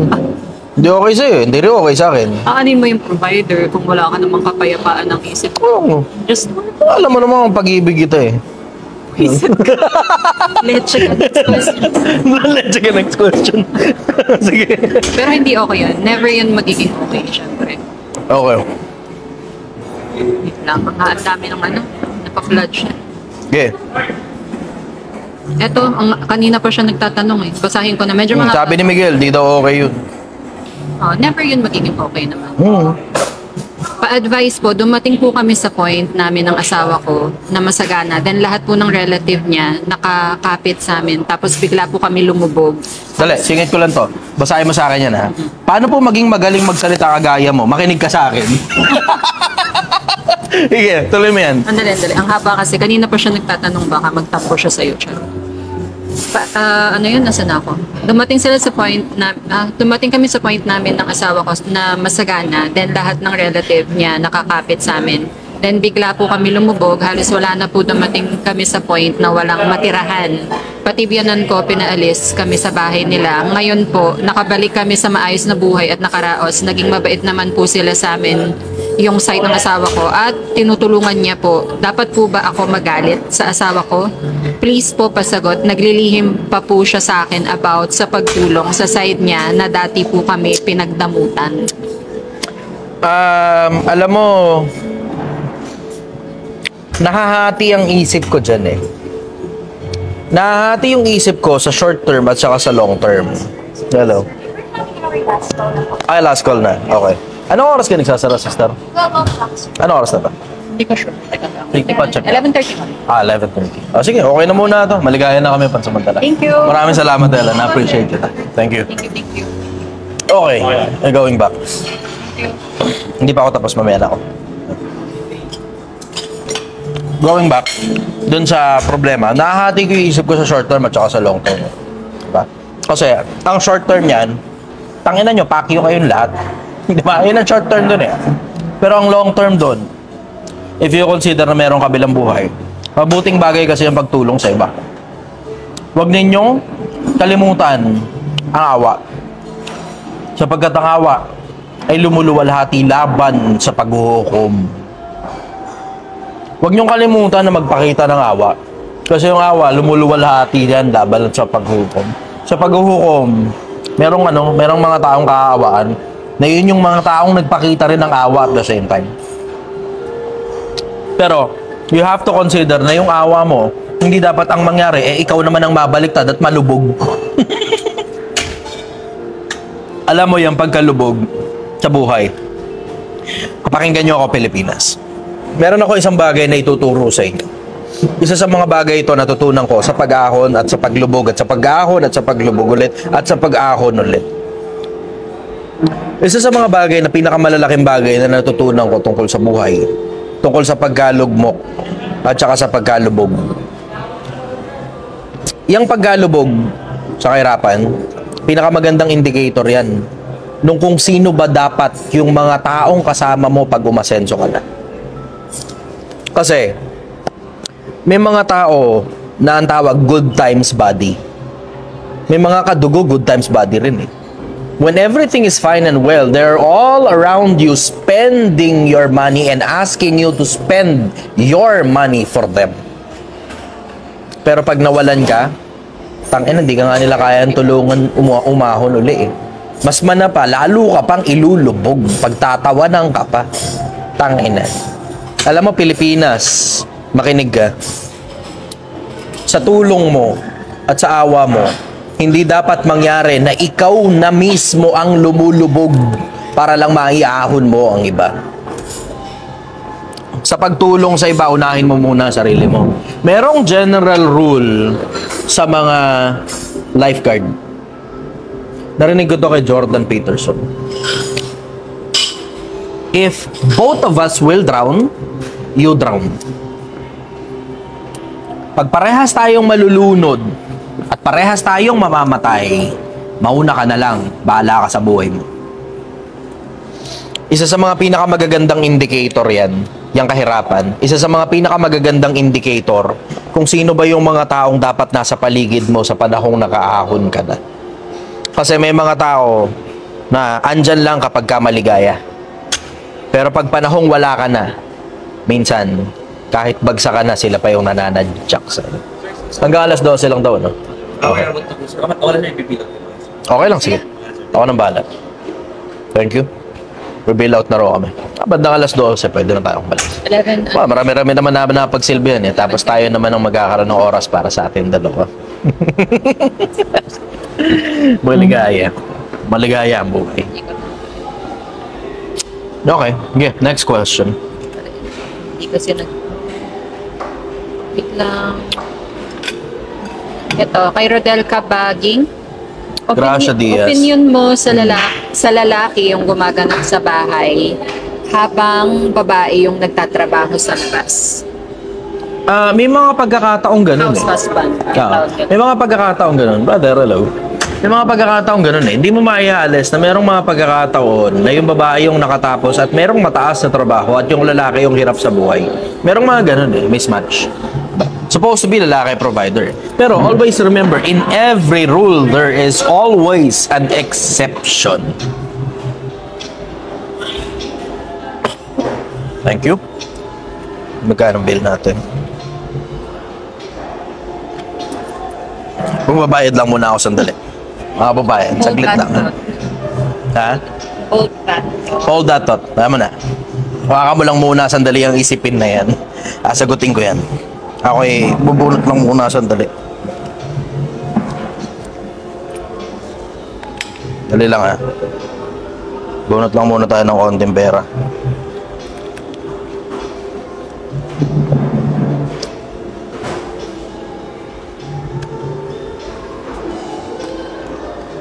Okay.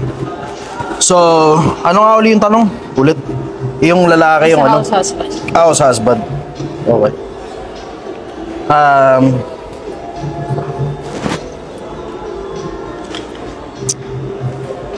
Sina-check ko lang muna kung tama.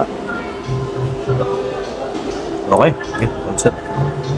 Merong mga ganong pagkakataon eh. In every rule, there's always an exception eh. Kasi tingnan mo, ito isang bagay na hindi nagme-make sense eh. Kung yung babae, mas malaki yung kinikita kaysa sa lalaki at napakalayo ng diferensya, doble o triple kaysa dun sa lalaki, hindi ko maintindihan yung logic kung bakit dapat tumigil yung babae sa pagtatrabaho para yung lalaki ang magtrabaho. Hindi ko maintindihan yung logic na gano'n eh. Merong mga ganong setup na umuubra eh. In every rule, there's always an exception. Pero kung ang dahilan kung bakit putang ina mo, kaya baliktad dahil yung babae yung nagtatrabaho, yung lalaki yung nasa bahay, kasi tamad yung lalaki, putang ina. Sa akin lalayasan ko yan, lalaking tamad. Nako, putang ina mo. Alam mo, ito sikreto sa akin sa buhay Ang sabi ni Pedro, ang sino man, kahit sino, na ayaw gumawa, huwag din namang kumain. Pag ayaw mong magtrabaho, wala kang karapatan kahit sa pagkain mo. Kahit sa pagkain, wala kang karapatan kung tamad ka. Pero kung hindi naman tamad, at okay naman yung ganong setup para sa babae, alam mo, as long as mutual, walang problema eh. As long as mutual, walang problema na pagkasunduan ninyong dalawa na yung lalaki ang husband, tapos yung babae ang magtatrabaho dahil napakalaki ng kinikita ng babae kung ikukumpara doon sa lalaki, wala akong nakikitang problema doon.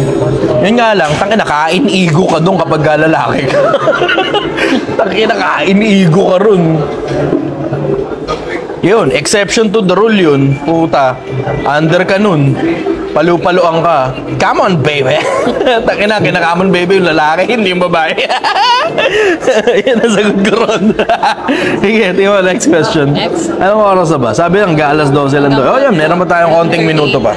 Meron pa tayong konting minuto pa. Ito yung bagong question. Sige. Mape, how to say no na hindi ka makakasakit ng loob? Nasanay na sila siguro na parati ako oo sa hinihinging favor.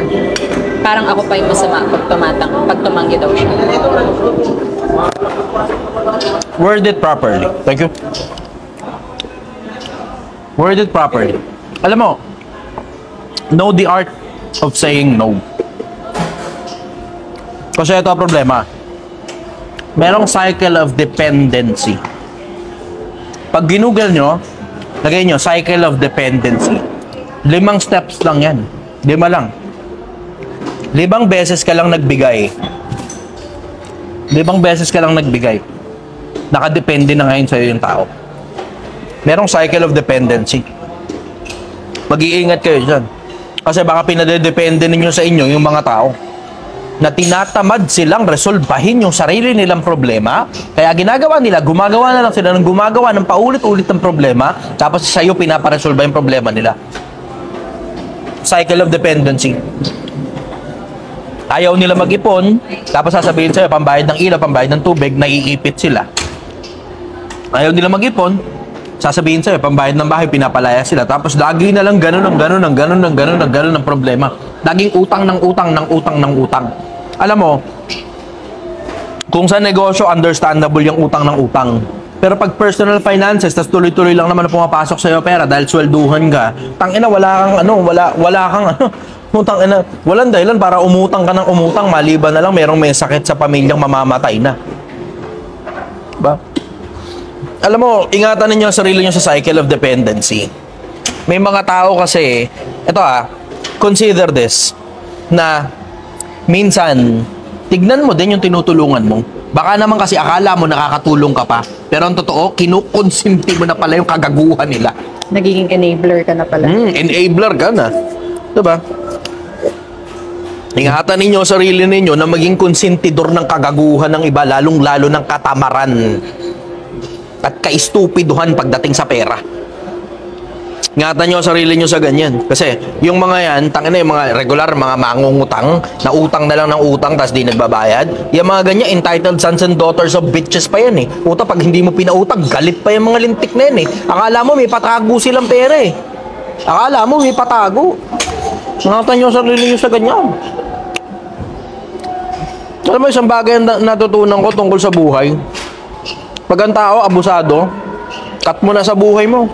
Hindi na importante yung mga yan. Abusado yan.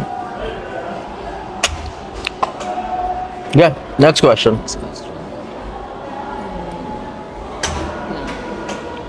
Wait. From Shy? May maganda rin ito. Alin? Yoys, putang. Mashas. Mr. Mashas na lang. Yeah, Mashas. Ano ba kasing trip mo? Lagay mo kasi yung totoong pangalan nyo. Ewan ko, putang. May mga tao talaga sa social maganda media. nga yung question. Bernard. Gagawin Dranreb. Tangina talaga. Do you consider yourself fully grown up? Alam mo, growing old is mandatory. Wala kang choice dun. Growing up is an option. Paminsan-minsan, isip bata pa rin naman ako at nag-e-enjoy ako, tangina, sa paglalaro ng ML at saka COD. At magaling ako. Masya ko nga, nag-world rank eh. Alam mo, paminsan-minsan, it's not too bad to do childish things every once in a while. Hindi nga lang masyadong sa mata ng publiko. Kasi alam mo, ang problema kasi may mga tao judgmental eh. Pagkaisip bata ka sa mata ng kahit na sino, madalas na pagkakataon, judgmental lang mga tao eh. Alam mo, isang bagay na natutunan ko tungkol sa buhay. Ako, personal, hanggang ngayon naglalaro pa rin ako eh.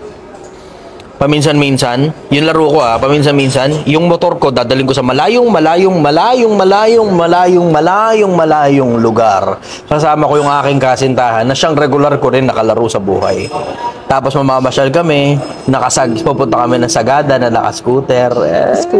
Scooter. Tapos pupunta kami ng kung saan malalayong lugar. Pupunta ng Tanay, gano'n, naka-scooter lang. Minsan, naka-cruiser na motor, na-disgrasya pa kami nito nakaraan. Tangin ng bobo ko. May kumat sa akin na motor napapreno ko. Hindi ko naman nabangga, pero sumemp lang ako. Bad trip. Wala that happens every now and then. Pero, alam mo, maligaya pa rin naman akong naglalaro Diba? Isang bagay na natutunan ko sa buhay, all work and no play makes Chester a dull boy. Yeah, next question.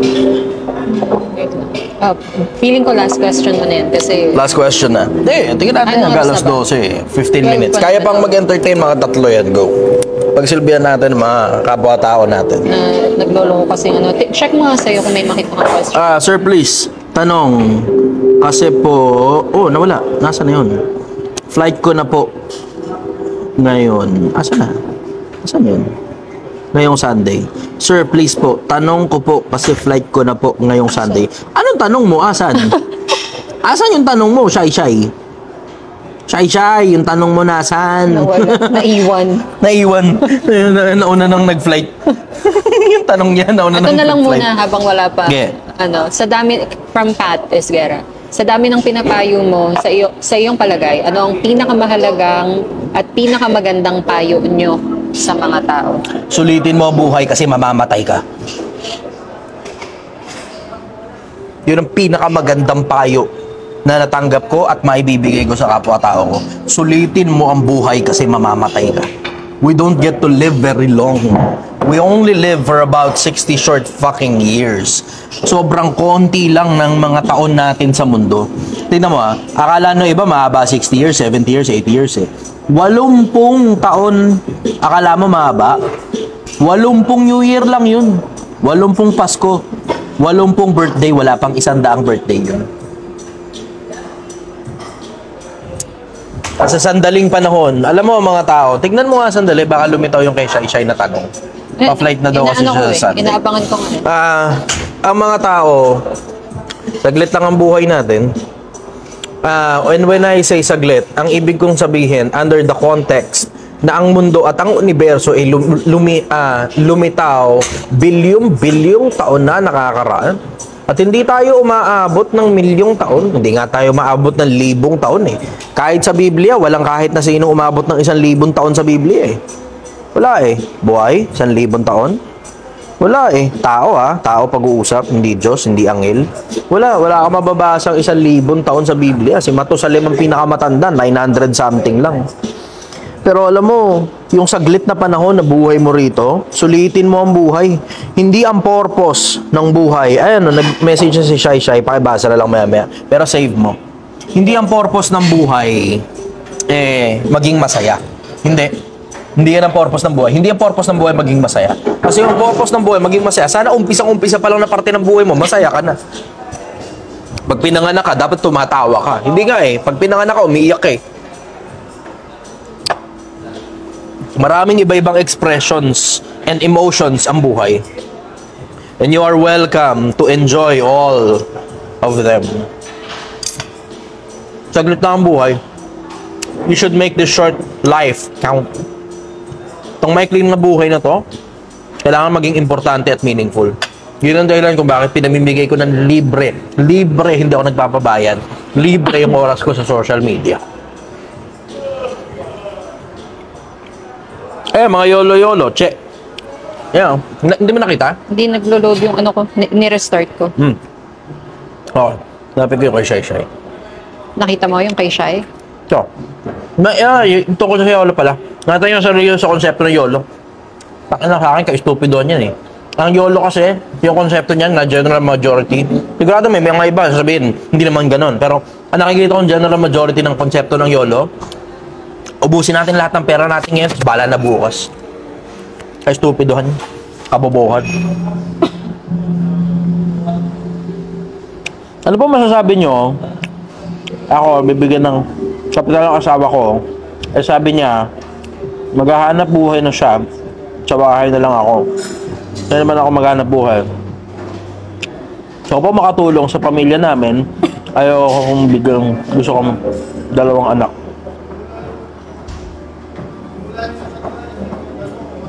Wala naman masama eh. Kung magtatrabaho ka, wala masama.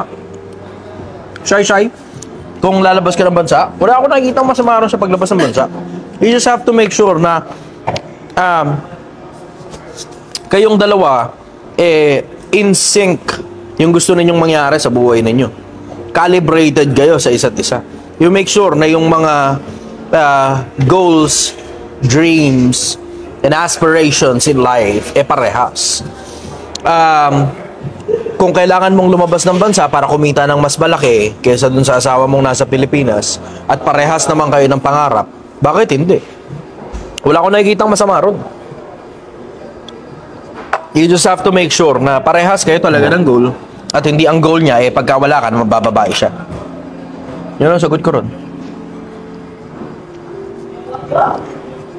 Maganda to isa Dan, mabibigay ka bang money rule?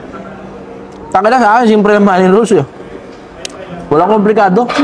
Bumibili lang ako ng mga bagay na kailangan. Hindi ako bumibili ng mga putang ng kalit yan sa Shopee. JNT ayaw tumigil.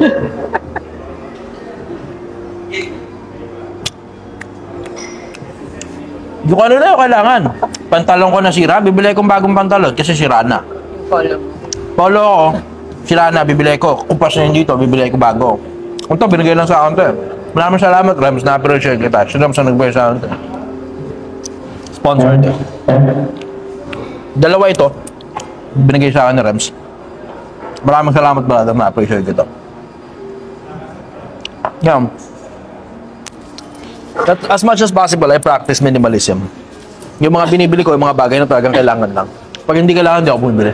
Ang pinakamalaking ginagastusan ko ng mga libro, bumibili ako ng maraming libro. Sa bibili ko lang recently, yung kay Mix Jose. Bumili ko ng libro niya. At saka yung kay RDR, si Raymond de los Reyes. Yung 8 bobong paraan para yumaman. Bumili ko nun. Tingnan natin kung ano laman ng mga libro nila. Sigurado may matututunan ako ron. Imposibleng wala. Pinaghirapan nila ng maraming oras yung pagsusulat ng mga libro na yun. So, Pati Relo. Kumusta ka? Yun. Yeah.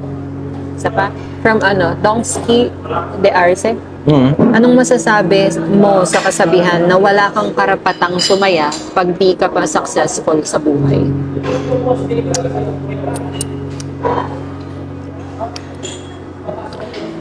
Babalikan ko lang muna yung sandaling meaning ng success, ha? Kasi alam mo, hindi magkaintindihan dyan sa putang inang success na yan, eh. Akala ng iba kapag marami kang pera, successful ka na, eh. Diba? Tangina, alam mo, pinaka-worst na failure, yung sobrang dami mong pera, tapos sobrang dami mong narating sa buhay, tapos pagdating sa kabilang buhay, tangina, tinataboy ka ng Diyos, pupunta ka pala ng impyerno, ayaw kang tanggapin sa langit. Yan ang pinaka-worst. Napakalayo ng narating mo para lang maimpyerno. Ingatan ninyo ang sarili nyo sa putang inang success na yan. Napakaraming nangangaral sa social media ng tanginang success. Tapos pinalalabas nila na ang equivalent ng success ay yung dami ng pera mo. Hindi ganun. Alam mo, ang basic niya basic lang sa akin na principle ng success. Merong short term, merong long term. Pero ang basic principle sa akin ng success, from point A to point B, nakakarating ka. Mula sa nasaan ka ngayon, papunta sa kung saan mo gustong makarating, nakakarating ka. Sa parehas na short term at long term. Ang problema kasi, general majority ng population ng Pilipinas, tangina short term mag-isip, eh. Pera lang ang nasa isip, eh. Biro mong ganun kakabobo, no? Tangina, sikat ka pa, pero ang tanga mo. Ganun kakatanga na yung konsepto na puta, sikat ka, tapos nangangaral ka ng success, tapos ang pinapangaral mo ng success, ang kahulugan ay pera. Tangina, lumipas ng billion, 13.5 billion years na ang universo, 4.5 billion years old na ang mundo, at ang iniisip mo, tangina, ang pinaka-importanteng bagay sa mundo, pera. Ganun kakatanga. Ingatan ninyo ang sarili ninyo sa mga ganyan. Hindi pera ang pinaka-importanteng bagay sa mundo. Hindi pera ang pinaka-importanteng bagay sa mundo. Huwag kayong maniniwala sa mga success, pera. Alam mo, ang totoo dyan, karamihan dyan sa mga success, pera na yan. Puta, karamihan dyan scam, eh. Diretsahan, ha, karamihan dyan scam. Yung iba nga nasa religious field pa, eh. Puta, nangangaral ng pagpapala daw. Ang konsepto, bibigay mo sa kanila tithes mo. 10% ng kinita mo, bibigay mo sa kanila. Pag dinamihan mo yung binibigay mo sa kanila, more than 10%, mas pagpapalain ka, mas dadami ngayon yung kinikita mo. Una ka sa pila. Utang ina, una ka sa pila. Ano yan? Pamparami ng powers? Ganon? Pag dinamihan mo yung pera, dadami din sa'yo? Ganon? Anong kalokohan yan? Sa akin, isang malaking kagaguhan yan, eh. Tangina, di mo, sino ba nakikinabang doon sa pera na yun? Yung totoo. Pastor. Masama ba na makinabang sila ron? Hindi. Bakit? Kasi sinong kawal ang kumilos sa kanyang sariling Google? 'Di ba? Kawal ka, gugugol talaga ang tao para sa iyo. Kawal ka, eh, 'di ba? Sundalo ka, eh. Hindi naman tangina mo sundalo ka, ikaw na yung bumili sa sarili mong baril, ikaw pa bumili sa sarili mong bala, ikaw pa sarili mong gears, lumabang ka sa gera, nung mabaril ka, pagamot mo pa sarili mo. Walang ganoon, 'di ba? Okay lang na makinabang ng mga pastor, pero hindi para putang ina mo, napakalalakas nilang humingi ng pera. Napakalalakas nilang humingi ng pera para bang napakapulubi ng Diyos nila. Tang ina, nakakapagtaka yung mga lintik na mga pastor ng putang inang demonyo, eh. Mas demonyo pa sa akin yung ibang pastor, eh. Ako, nagtataka ako dyan sa mga pastor ng demonyo na yan. Bakit napakalalakas nung humingi ng pera? Anyayaman nyo sobra, pero yung mga miyembro nyo naghihirap nakatira sa ilalim ng tulay. Tang ina, alam mo, hindi nga ako makapaniwala dyan, eh. May mga, lalo na, puta, Hirap na lang magsalita eh, kasi tangina eh.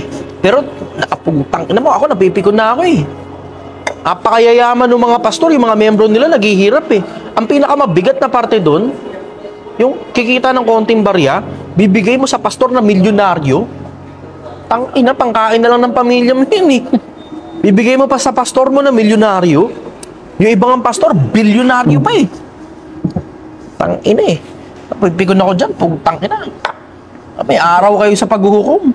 Di ko man kayang hatulang kayo dahil napakalalaki yung mga tao pero may araw kayo sa paghuhukom. Sabi tuloy ni Andriana De Leon, bakit daw pag nagpapaliwanag ka, may kasama pa mura?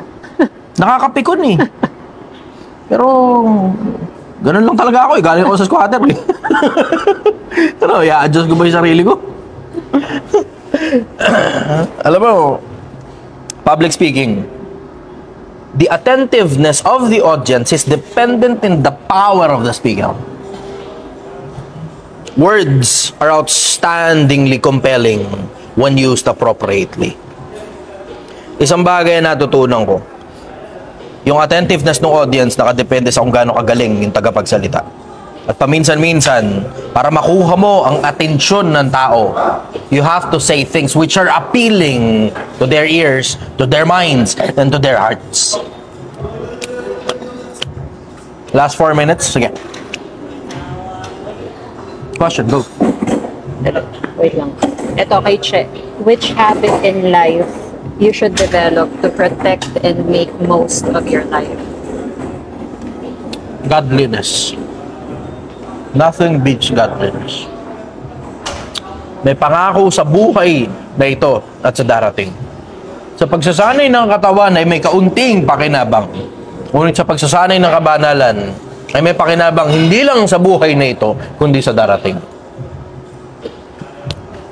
Nothing beats godliness. Yeah, next question. Isa pa? Wait lang. Meron pa ba kung ano yung unang-una kong makikita? Hold on.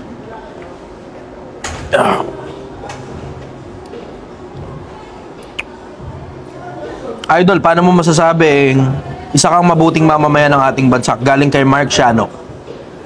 Mabuting mamamayan ng ating bansa, nakakatulong ka, hindi ka nakakaperwisyo. Ganun kasimple ang konsepto. Pag mas nakakaperwisyo ka, kaysa nakakatulong ka, hindi ka mabuting mamamayan ng Pilipinas. Nangina, mana paano? Anong tawag dito? Liability ka, basura ka. Para hindi ka maging basura, co-convert mo yung sarili mo from being a liability to being an asset of this country. Paano mangyayari yun? You make sure na lagi at all times may pakinabang ka. Hindi pwedeng ikaw lang yung nakikinabang. Dapat lagi sa lahat ng pagkakataon, mas malaki yung naibibigay mong pakinabang sa buong mundo kaysa sa bagay na kinukuha mong pakinabang. Yun nga ang dahilan kung bakit nagsasalita ako sa inyo ng libre. Tingnan mo, hindi naman kayo nagbabayad dito, di ba? I have the option at magaling akong magsalita. I have the option para pabayaran sa inyo yung mga bagay na sinasabi ko. Pero hindi ako nagpapabayad. Kasi it is my endeavor na makatulong sa kapwa-tao. Meron kayong tanong sa isip ninyo? Sabihin nyo sa akin, baka sakaling makakatulong ako. Hindi naman lahat ng tanong kaya kong sagutin eh. At sinong taong lahat ng tanong sa buong mundo kaya mong sagutin? Wala namang ganun eh. At hindi rin naman lahat ng sinasabi ko tama. At sinong tao sa buong mundo lahat ng sinabi mo tama, wala kang mali kahit kailan. Walang ganun eh. Diba? We can only try our best. And some of us are trying our best without asking for your money. Hindi ako nanghihingi ng pera ninyo. May sarili akong hanap buhay. Ito tulong ko sa kapwa-tao ko. Last question, last minute na rin. How to stop procrastination, Joshua Valencia. You stop procrastination by understanding that you are going to die.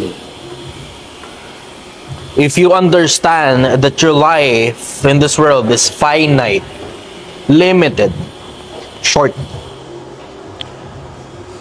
you will use all your energy to make sure that the short amount of time that you have in this finite world is worthwhile. You have to be an outstandingly good show. Gaya na sabi ni Pablo, kami ay naging panoorin ng mga tao, ng mga anghel at ng sanlibutan. Maraming tao nanonood. At sa dami ng taong nanonood, you make sure na isa kang malupit na panoorin, na pinakamaganda ang kwento mo sa lahat ng mga tao. Dahil pagdating sa dulo, lahat tayo magiging kwento na lang. Pagdating sa dulo, lahat tayo kakainin ng lupa. Kahit gaano ka pa ka-successful.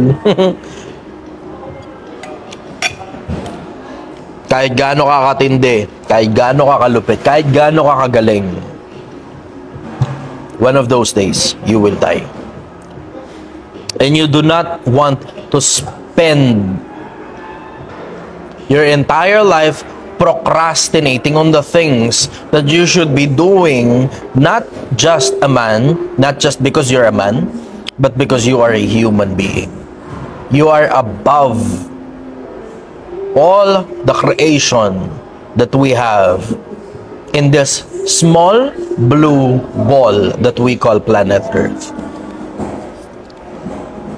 Isa sa mga bagay na natutunan ko sa buhay, mamamatay tayo. Saglit lang ang buhay at hindi mo gugustuhin na ilaan yung konting buhay mo sa pateka-teka, sa pabukas-bukas, sa procrastination. Meron akong video niyan noong nakaraan.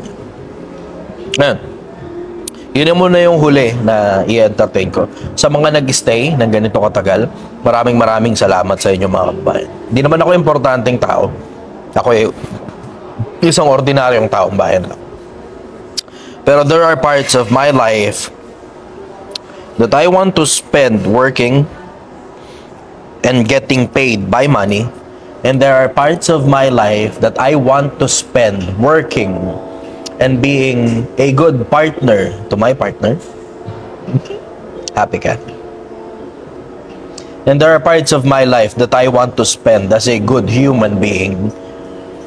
Tapos ito naman yung oras na binibigay ko sa inyo mga kababayan. Berna, watching from Singapore.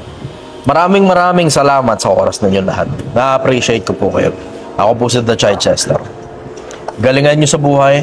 Ingatan ninyo ang mga anak ninyo at gumawa kayo ng kinabukasan hindi lang para sa sarili ninyo, kundi para sa buong bansa. Maraming salamat sa oras ninyo.